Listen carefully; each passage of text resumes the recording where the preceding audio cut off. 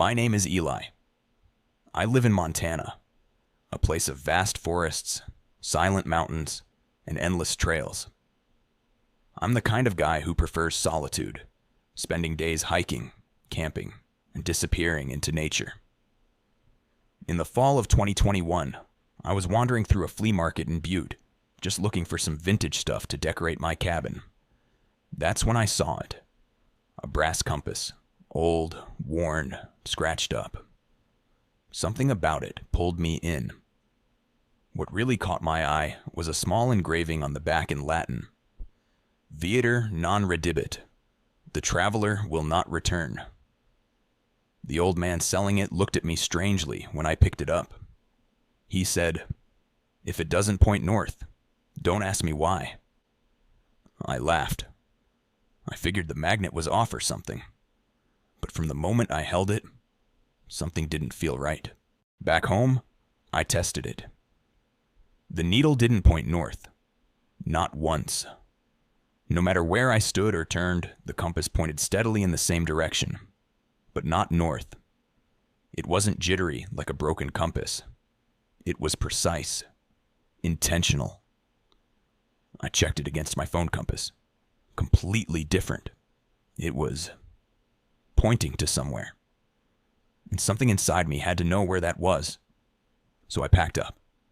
Sleeping bag, 4 days worth of food, survival tools, a map, my GPS, and the compass. I told myself it was just a hike. The first day felt normal. I walked familiar trails, took notes, tracked my location. But by the second day, the terrain started to shift.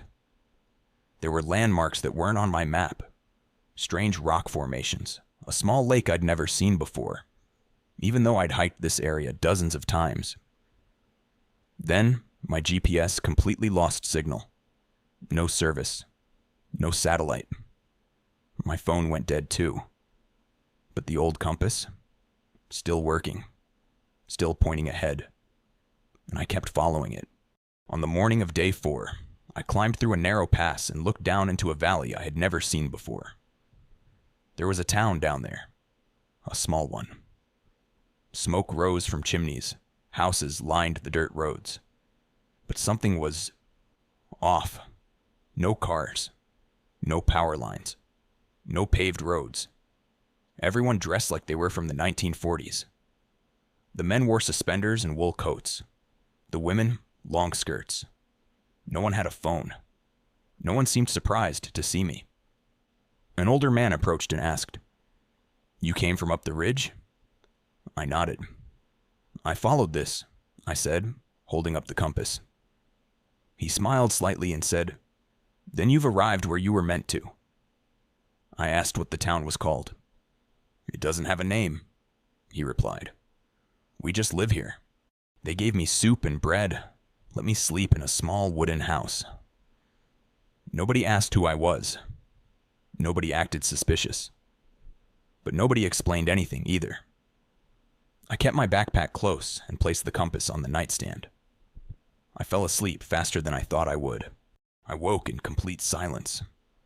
No light. No sounds. Not even crickets. I opened the door. The entire town was dark. No one answered when I knocked on doors. The streets were empty.